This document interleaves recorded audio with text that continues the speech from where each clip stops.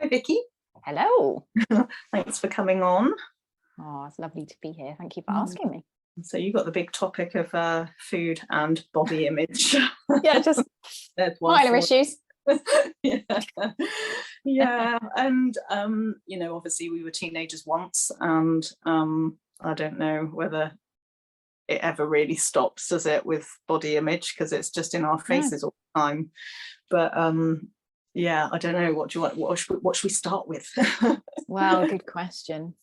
I, the whole feed thing is what we were talking about a while ago, wasn't it? A few weeks ago, maybe. So maybe we start there and it kind of evolves. I don't know. Yeah, because you sort of have a few kind of food things going on, don't you? And always have done. So do you want to talk a little Yeah. bit about that? Yeah. And it's probably different maybe from what people are concerned about for their children, maybe. But it still has, I think the things that I've learned from it are still applicable to just our general conditioning around food. Yeah. So I have had IBS, irritable bowel syndrome, since probably my late teens. And, I've gone through phases when it's really, really dreadful, phases when it's sort of okay. And I went through a phase maybe about 5 years ago where my body just was reacting, it was just becoming more and more reactive. So I was having loads of headaches. I was reacting to different foods that I hadn't reacted to before, because I'd kind of pinpointed the main problem for me being wheat. And when I took that out, things seemed to be better. But yeah, then just all kinds of different things started to cause problems, or apparently seem to cause problems to the body. So I went on a very, very strict restriction diet to try and kind of eradicate everything that could be causing problems, to then bring them back in again. And I think during that time, well, not during that time, but looking back, when I started to kind of, I don't know, question things a little, I realized that a lot of and everyone here that's ever been on a diet will have this, where they think about food all the time, or they think about what they can eat, or what they can't eat, or there's like a constant ongoing dialogue of, I'm going out today, am I going to be able to find food that I'm, able to have on whatever diet it might be? For me, it was just like cutting out carbs and sugar and all kinds of stuff. But if you're going on a diet to lose weight, or for whatever reason, I would imagine that there's always that same kind of thinking of, what can I eat? How, where am I going to be able to get it? Am I going to be able to stick with it, and all that kind of stuff? So there's an awful lot of thinking that comes with it. And for me, what I realized was that was kind of ramping up my whole system. So as you talk about here, what we think is felt in the body, or whichever way around it is, the feelings and thoughts are linked together. And so, whilst I was kind of in this, what can I have, what can I not have, what am I allowed kind of thing, there was a lot of hidden stress, I guess, in the body, that I just wasn't aware of. And the sort of changing point on that was just to start really questioning stuff. So really questioning, is that food really, do I really know that food that I'm eating is causing me a problem? Initially, yes, for certain, my body was reacting to specific foods. But over time, I just started to question whether I could know that was true for sure.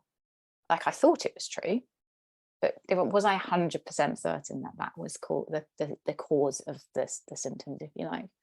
And I think this is where it becomes really helpful when we're looking at food, because we've all been conditioned to think these foods are good, these foods are bad, these foods are things I should eat, these things are things I shouldn't eat. We all have so much thinking around food, and we've been told so much about food. And you could say, well, science proves it.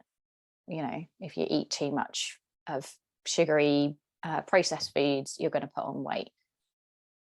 And yes, I'm not here to deny that. I guess what I'm here to offer is, what if we don't know the full story? Like, science never knows the full story. Science knows a part of the story, and science is always evolving. So, you know, food's a great example of, like, back in the whenever it was 50s, 60s, we were told, you know, you must eat low fat, and everything was low fat and margarines, and don't eat butter and blah, blah, blah. And now, you know, we've come round to actually those things are probably more damaging to you than natural fats. So, you know, science is forever evolving. I guess that's the thing to bear in mind. So when I started questioning it, my questioning was things like, well, what if it's actually the state of mind that I'm in when I'm eating that's creating a reaction? So I'm fearful that if I eat this piece of bread, my tummy is going to be reacting. And that wasn't a deliberate thought. It wasn't like I wasn't deliberately thinking that. But what if that was going on in the background, if you like? And that, by having those kind of worried, fearful thoughts, there was the body was reacting to that in a kind of, you know, ramped up, inflamed kind of way, so that when I ate the food, there was a reaction, because the body was already in a state that was reactive. And so just playing around with that, really not with any purpose, but just kind of loosening up the thinking, just questioning whether, you know, the cause and effect thing was true. And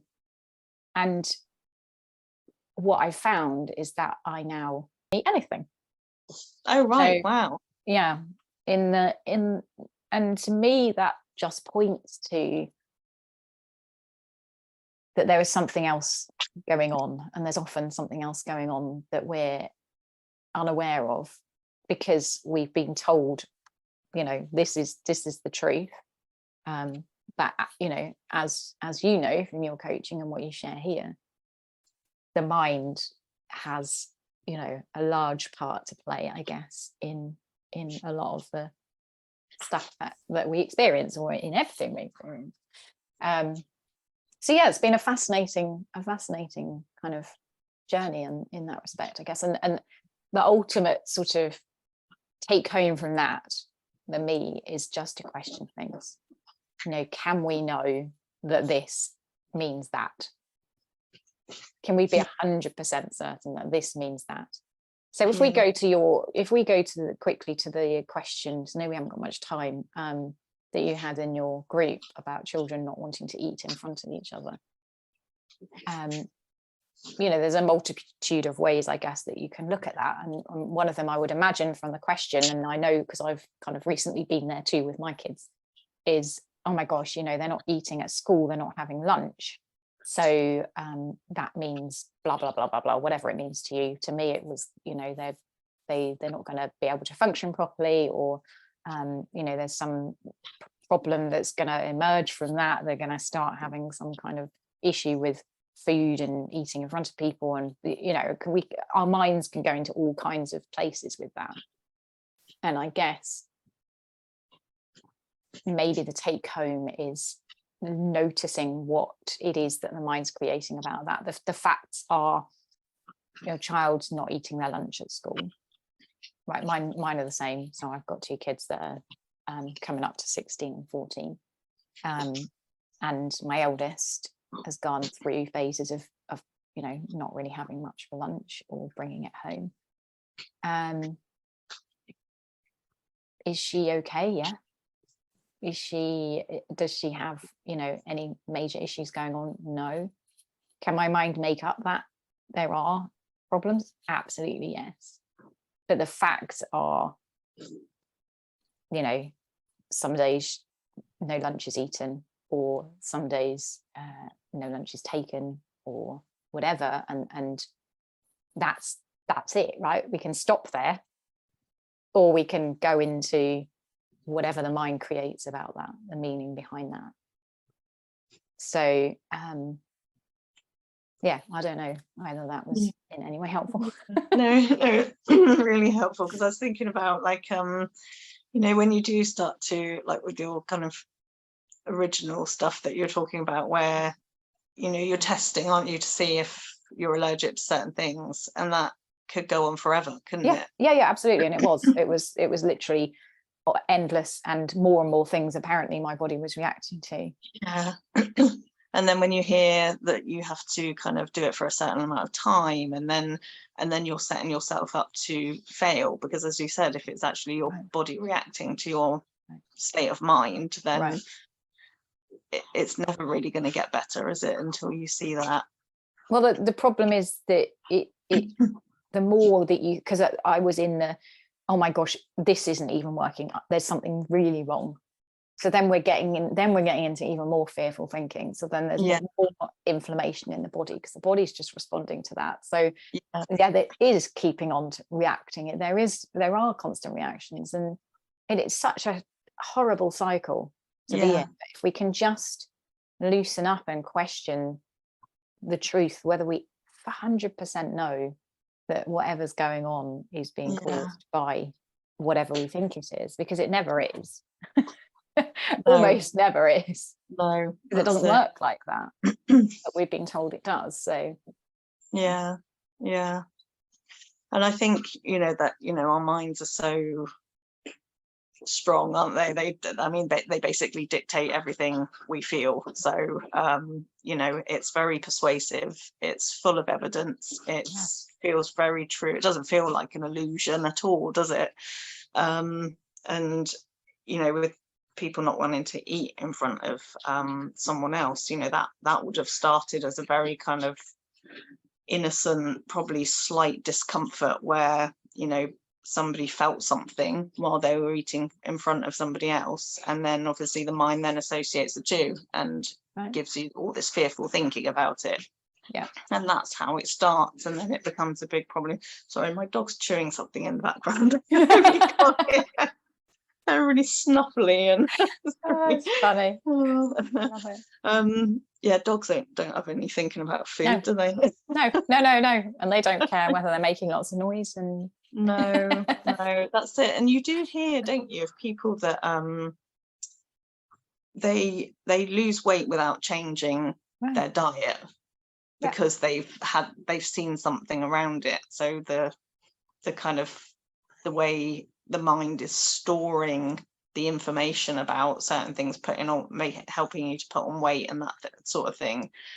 I mean, it is just completely and as you said, we're not saying go around eating sugar, and as long as you're peaceful in your head, then it won't make you put on weight.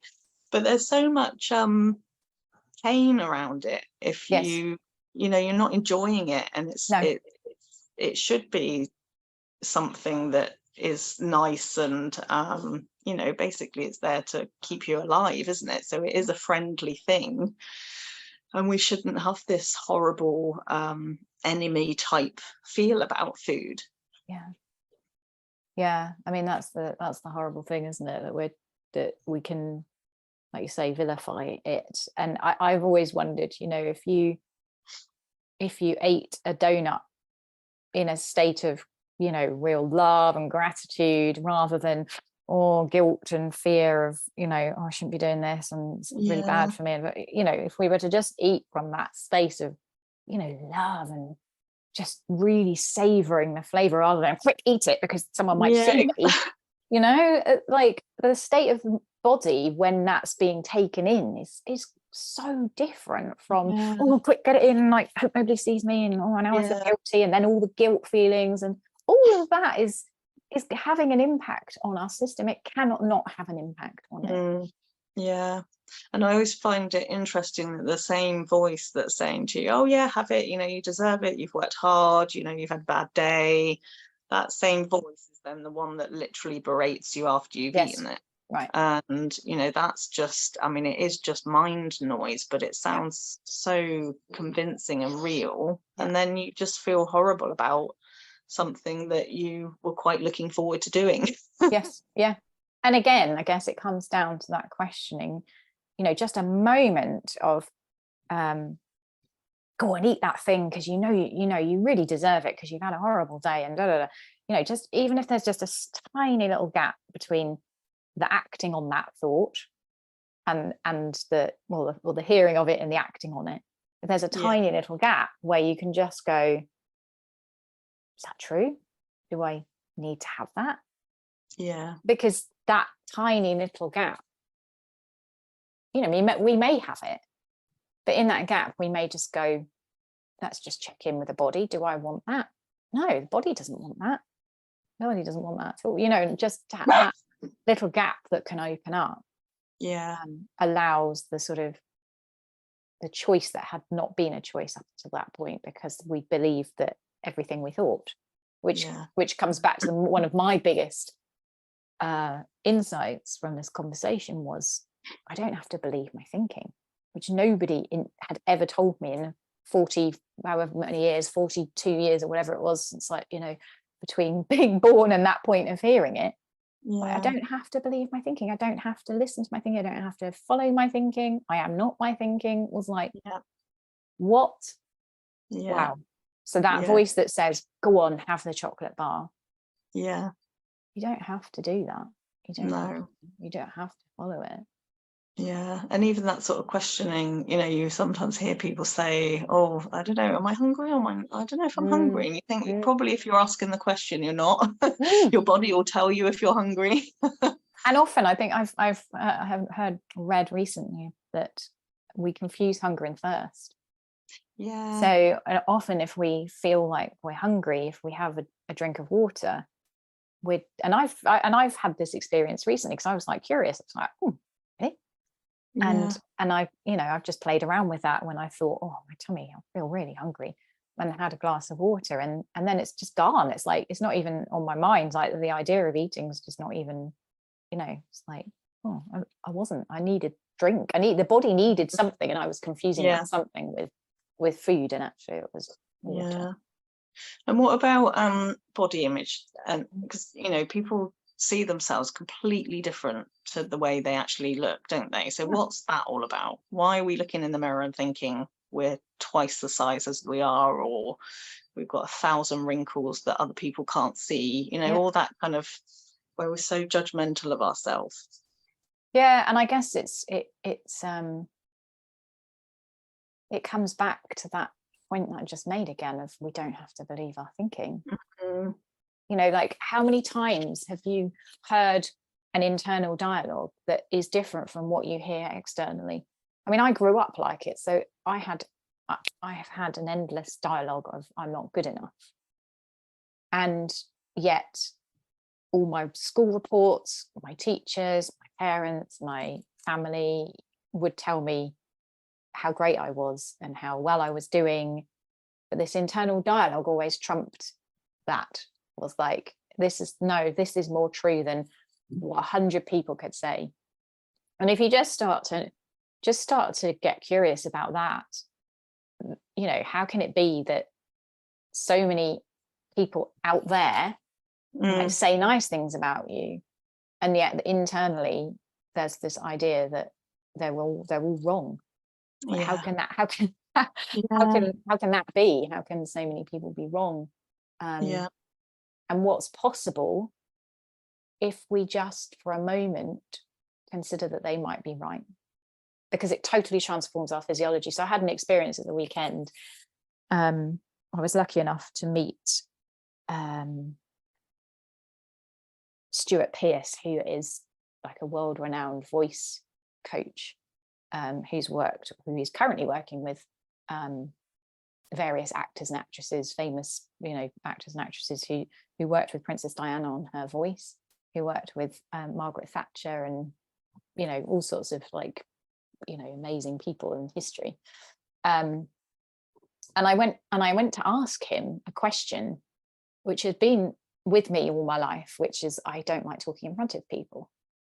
And I just said to him, like, really don't like this experience of speaking in front of people, particularly people who I think are better than me, or groups of people. You know, how can I overcome that? And he looked at me and he said, when was the first time you when was the first time you experienced that? And I said, well, I think it was probably at school. And he said, well, what happened? And I said, well, I can remember having to stand up and read out loud from our English text. And he said, okay, and what was wrong with that? And I said, well, everyone was looking at me and I would go red and I felt embarrassed and I thought that everyone was judging me and they thought I was stupid and blah, blah, blah. And he just looked at me and he went, you know that they were looking at you in awe. And it was almost like a bubble, I mean, a balloon being popped, because my inner narrative was, people are judging me, I'm stupid, I'm not good enough, like blah, blah, blah. And him saying to me, well, what, actually they were looking at you in awe, as a possibility for me to sort of try that on of, oh my gosh, could that be true? Totally transforms my behavior. So going from, oh, I don't like talking in front of people, you know, apologetic, kind of small, and, you know, even just body language wise, giving off that, like, oh, I don't like talking in front of people, apology sort of thing, to they were looking at me in awe. Oh my gosh, perhaps I'm awe-inspiring. And like, what if that was true? And just the difference in physiology, the difference in behavior, the difference in how I am in the world, just from that. So it's the same thing with our body image, right?